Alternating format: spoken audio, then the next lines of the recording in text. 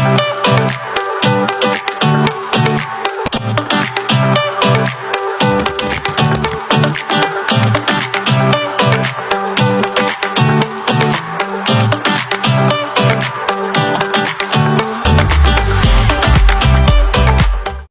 semuanya. Jadi di sini kita bertiga akan memberikan sedikit informasi kepada narasumber kita tentang HIV dan AIDS. Silahkan disimak ya. Sebelumnya kalian pernah dengar nggak sih tentang HIV atau AIDS ini, atau cuma pernah lihat di internet gitu? Jadi sebenarnya kita sudah pernah mendengar atau tahu gitu mengenai penjelasan tentang HIV dengan AIDS. Cuma kita belum tahu nih secara keseluruhan apa dampak panjang dan dampak pendek dari HIV itu maksudnya gimana sih, kan bisa tolong jelasin nggak? Oh, oke. Jadi HIV itu adalah virus yang menyerang sistem kekebalan tubuh kita. Nah, jika HIV ini masuk dalam tubuh manusia, dia akan menghancurkan sel imun kita yang disebut CD4. Nah, kalau sel CD4 ini terus berkurang, maka daya tahan tubuh kita bakal semakin lemah dan gampang terkena penyakit. Nah, kalau AIDS itu adalah kondisi paling parah dari infeksi HIV. AIDS bisa terjadi apabila HIV tidak segera ditangani, sampai akhirnya sistem imun kita benar-benar rusak dan tubuh itu nggak bisa melawan infeksi sama sekali. Nah, jadi banyak orang yang terkena HIV tapi dia nggak sadar sama sekali karena gejalanya ringan dan nggak kerasa. Gejalanya itu sama seperti flu biasa, kayak lemes, nyeri otot, dan pembengkakan kelenjar getah bening. Gejala itu biasanya muncul 2-6 minggu pertama setelah terpapar dan bisa hilang dalam 1-2 minggu. Nah, kalau infeksinya itu dibiarin, HIV ini bisa masuk ke tahap laten, yaitu fase yang bisa berlangsung bertahun-tahun tanpa gejala sama sekali. Bahkan orangnya bisa kelihatan sehat-sehat aja, tapi sebenarnya virusnya itu merusak sistem kekebalan tubuh kita. Nah, kalau nggak diobati, bisa lanjut ke fase AIDS yang lebih parah. Nah, gejalanya itu bisa berupa batuk dan pilek berkepanjangan, diare lama, berat badan turun drastis, atau luka di kulit kayak sariawan yang nggak sembuh-sembuh. Tubuh juga makin melemah. Terus juga kalau nggak ditangani, HIV berkembang jadi AIDS seperti apa yang Gina bilang kan, di mana tubuh benar-benar kehilangan kemampuan buat melawan infeksi. HIV/AIDS ini bisa menular lewat hubungan seks tanpa pengaman. Nah, tapi bukan berarti juga kalau misalkan berhubungan seks tapi pakai pengaman itu boleh. Nah, hubungan seksual di luar pernikahan pun tidak diperbolehkan ya di dalam norma agama. Apalagi berganti-ganti pasangan itu sangat tidak boleh banget ya, karena itu bisa banget bikin HIV itu tersebar. Kan kita nggak tahu siapa aja yang terkena kan. Nah, bisa aja itu dengan berbagi jarum suntik. Gak jarum suntik aja sih, kayak misalnya kita mau buat tato, kan itu pakai ada jarumnya kan. Bisa aja si orang tatonya itu nggak mensterilkan alat tersebut, dan kebetulan yang sebelumnya ditato kena HIV, kita bisa tertular gitu. Bisa juga dari ibu ke anak, kayak ibu sedang hamil, melahirkan, menyusui, kan itu kan mengalir ya darahnya. Kalau misalnya nggak diobati, itu bisa aja kena HIV atau AIDS ini gitu. Kak, aku mau nanya deh, kalau misalkan kita bertukar dengan orang yang terkena HIV/AIDS, kira-kira bisa tertular gak sih? Enggak ya, soalnya HIV itu menularnya dari darah. Gitu kan, kalau berpelukan gitu kayak cuma pasti cipika-cipiki doang kan, enggak yang sampai ke mana-mana gitu. Enggak, itu enggak akan menular sih. Terima kasih. Mau nanya juga nih mengenai HIV dengan AIDS. Oh, siap, boleh. Jadi perbedaan HIV dengan AIDS itu apa ya Kak? Bisa tolong dijelaskan? Oh, jadi HIV itu virusnya. Sedangkan kalau AIDS itu bisa terjadi apabila HIV itu nggak ditangani. Sampai akhirnya tubuh kita atau imun kita benar-benar rusak dan nggak bisa melawan infeksi. Oh, jadi seperti gitu ya? Iya. Oh, ada pertanyaan lagi nih ke Bapak kan Kak? Boleh. Jadi cara pencegahan HIV itu bagaimana sih? Bisa tolong dijelaskan caranya? Ada beberapa cara untuk mencegah HIV and AIDS yang bisa dilakukan sama kita. Yang pertama tuh, setiap ada pasangan, hindari gonta-ganti pasangan dan selalu gunakan pengaman kalau status HIV pasangan kita belum diketahui. Gunakan kondom, pentingnya terutama kalau pasangan Anda itu ODH ya. ODH itu orang dengan HIV atau AIDS.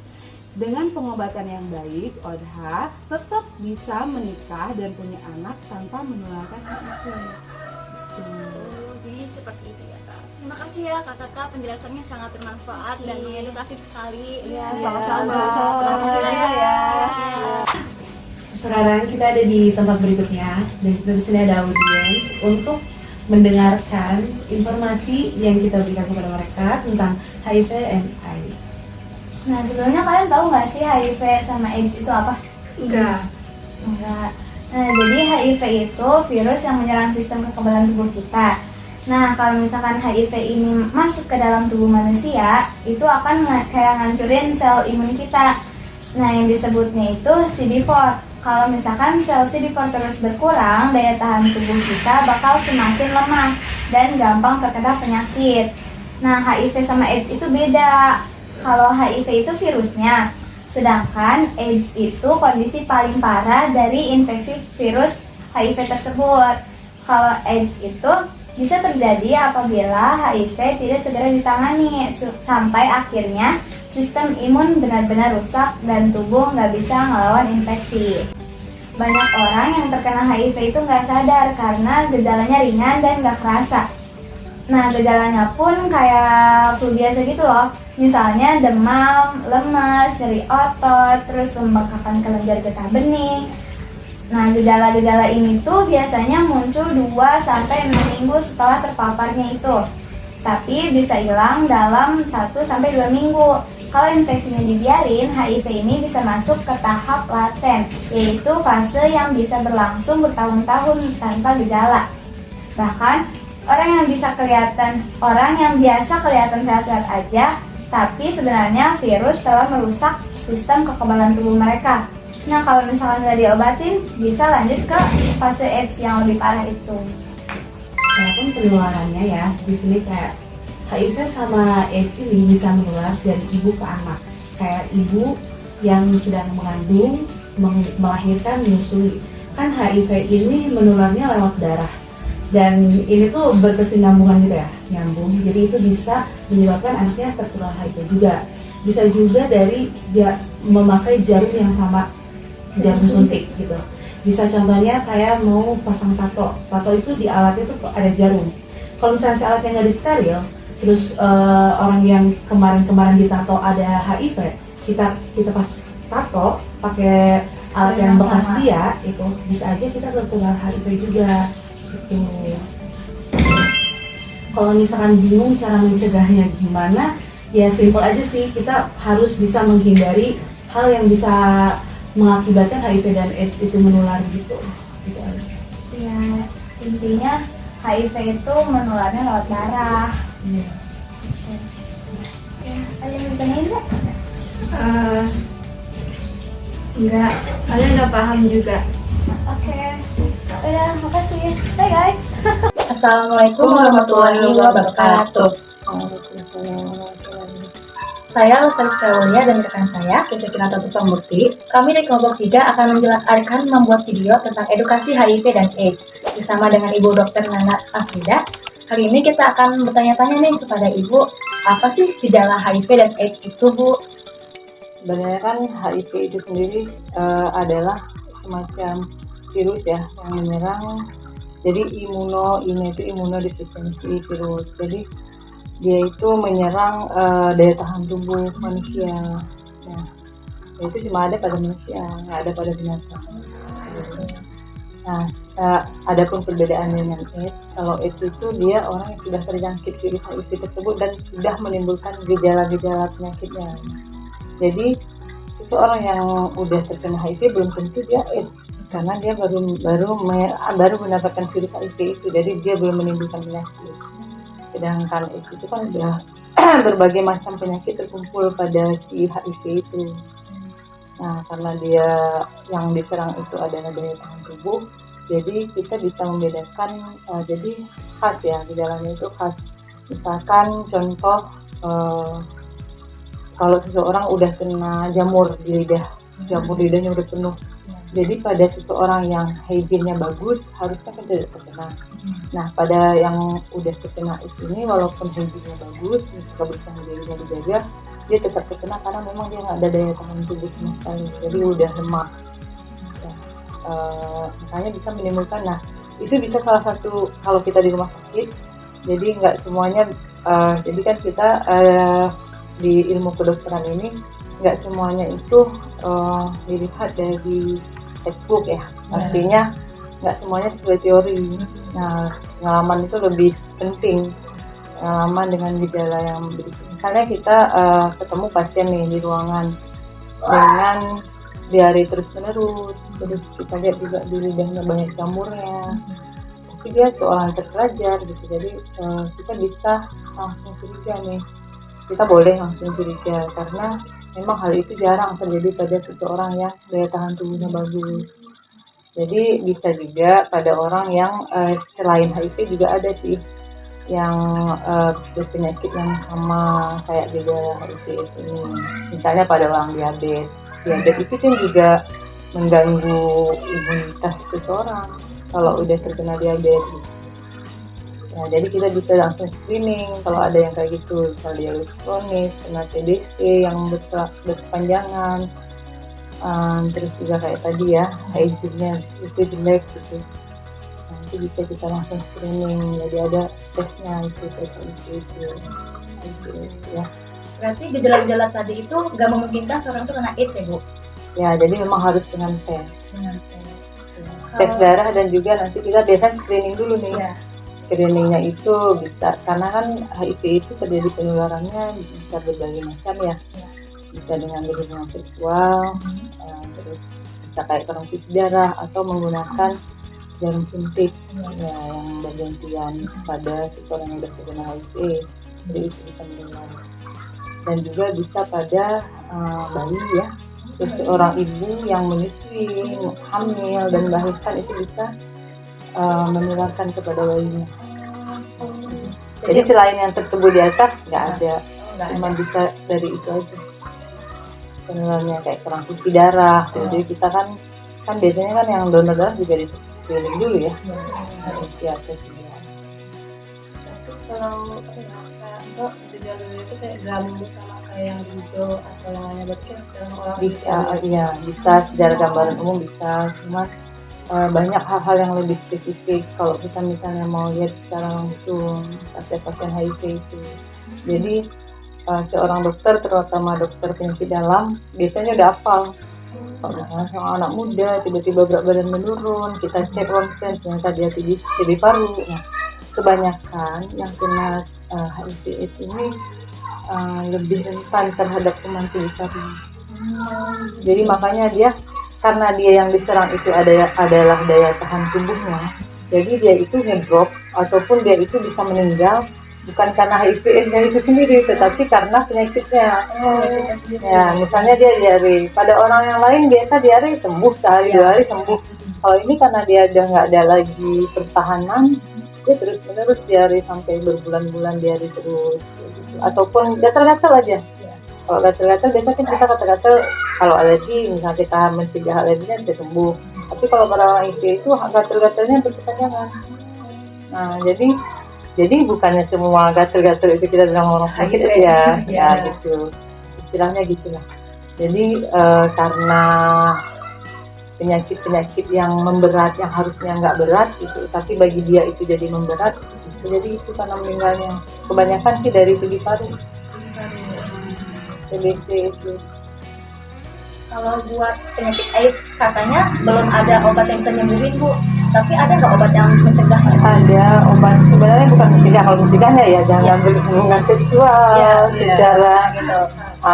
Kalau pencegahannya itu ya, kalau jangan bertukar jarum suntik kayak gitu kan. Kalau untuk pencegahan maksudnya gini, kita udah kena HIV nih, udah dites HIV tapi belum menimbulkan gejala. Mencegah untuk tidak memberat itu ada namanya ARV. Nah, ARV itu anti rotavirus ya kalau nggak salah. Nah itu diminum secara berkepanjangan juga, setiap hari diminum sampai dia seumur hidup dia minum ARV itu. Itu cuman untuk bukan ngobatin, bukan ngilangin HIV-nya. HIV-nya tetap ada, tapi dia untuk mencegah daya tahan tubuhnya, melemahkan si virus itu, cuma bersifat melemahkan. Semua virus itu cuma bisa dilemahkan, dia nggak bisa jadi dia bisa pergi sendiri kalau virus-virus lain. Kalau HIV ini belum ada penelitian, kalau yang virus-virus lain, misalnya kita kena influenza misalnya dari virus. Nah itu kalau daya tahan tubuh kita bagus, walaupun kita nggak minum obat, kita juga bisa sembuh sendiri. Virusnya pergi sendiri atau lemah sendiri. Nah yang disembuhkan itu bukan dihilangin, bukan diobatin. Kalau diobatin nggak bisa kalau virus. Jadi dia cuma bisa dilemahkan. Makanya misalnya memang umur seseorang sudah ditentukan. Tapi kalau misalnya dia berobat nih dari orang HIV, kalau menurut ilmu kesehatan, misalkan tanpa pengobatan dia dalam 1-2 tahun terakhir misalnya dia bisa meninggal. Tapi kalau misalnya dia diobati dengan ARV itu, jadi bisa menambah masa hidup dia gitu, kualitas hidupnya. Jadi bisa agak lama, walaupun banyak ada juga sih yang udah minum obat itu udah lama bertahun-tahun minum itu akhirnya meninggal juga ada. Tapi kebanyakan sih kualitas hidupnya jadi membaik karena si virusnya. Terus tergantung juga terlambat atau tidaknya dia berobat ketahuannya. Soalnya HIV itu kan dari terkena sampai ke meningkatnya bisa sampai 5-8 tahun. Ya, nggak langsung. Berarti selama tahun itu nggak ada gejala apa-apa, maksudnya belum kelihatan. Nggak ada gejala apa-apa. Jadi dia tuh kayak ya udah kayak yang sehat gitu Iya, ya. iya. Makanya kita harus hati-hati ya. Apalagi kalau zaman sekarang di Indonesia aja sangat banyak, cuma nggak di screening aja. Jangankan di Indonesia, di Banyuwangi mungkin juga banyak ya. Yang ibu rumah tangga itu tadi waktu Oh itu iya, kebanyakan sekarang ini kan banyak yang itu ya LDR ya, ini rumah tangga banyak yang suaminya bekerja di luar, jarak jauh, mungkin itu yang menyebabkan suaminya jadi terjadi hubungan seksual di luar itu ya, pasangan itu bisa menimbulkan HIV. Nah, apalagi orang Indonesia nih beda, terlalu berani ya. Jadi kalau misalnya melakukan hubungan seksual itu nggak pakai kondom, nggak pakai pengaman, jadi ya modal nekat aja. Padahal itu sangat banyak ya. Nah itu dia bisa pulang ke istrinya dan menularkan kepada istrinya, dan banyak kita temukan yang suaminya tidak bergejala, tidak kena AIDS, cuma kena HIV, istrinya yang kena AIDS. Banyak yang meninggal. Kita nggak tahu ya. Jadi itu pas datang ke rumah sakit udah dengan gejala yang berat. Jadi pas di screening ternyata AIDS pas sudah kita wawancara ternyata setelah dari suaminya yang pakai dengan pengobatan ARV-nya. Jadi suaminya yang pengobatan. Banyak yang kayak gitu. Proses komunikasi itu kayak akan mengurangi atau Ya karena kan dia cairannya kan, yang cairan dia kan mengeluarkan lewat cairan spermanya atau cairan vagina ya. Jadi kalau berhubungan itu kalau misalnya dia pakai kondom kan bisa. Cuman yang namanya kondom ya bisa jadi kalau misalnya terjadi kebocoran kalau bisa juga. Cuman risikonya lebih kecil.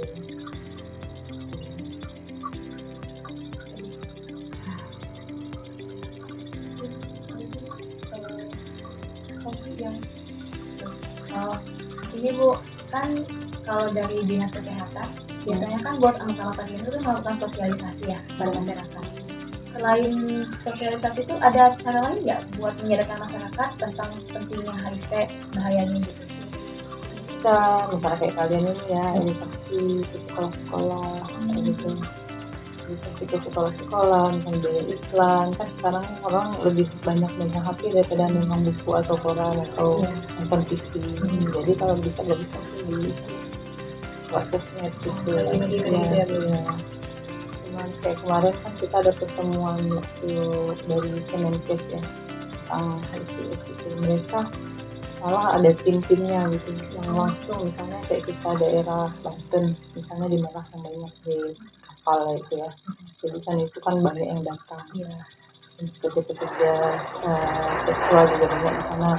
Nah, mereka itu bukan lagi karena kan itu udah menjadi kehidupan, jadi apa namanya itu pekerjaannya untuk hidup dia gitu. Jadi mereka kan kasih edukasi ya, edukasi di situ nggak mempan cuma kafe bilang oke itu gini, tapi mereka malah sekarang udah beberapa tahun sih ini pertemuannya ya, malah ngajarin cara pasang kondom.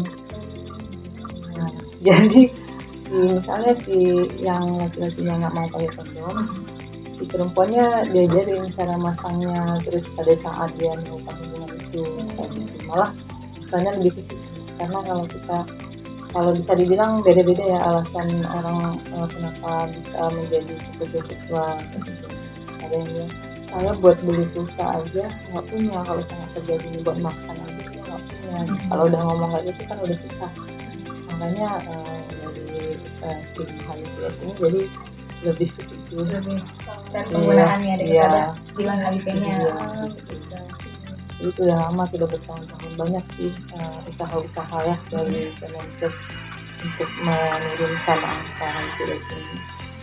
Cuman ya gitu, kadang watak yang harus dirubah. Orang Indonesia kayak saya bilang tadi modal nekat. Jadi dia nggak tahu beratnya bagaimana bahaya.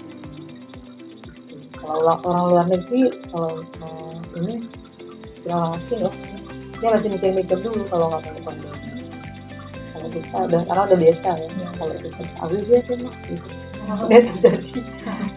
Berarti ini lebih kesadaran kita sendiri ya Bu ya. Oke Ibu, Terus juga itu ya dalam hal mungkin agama juga ya, misalnya di antara ulama atau misalnya ya gitu menjaga keluarganya, anak-anaknya, saudara-saudaranya, dia nggak terjadi hubungan dengan wanita atau dengan cara pasangan. Itu bisa mencegah itu.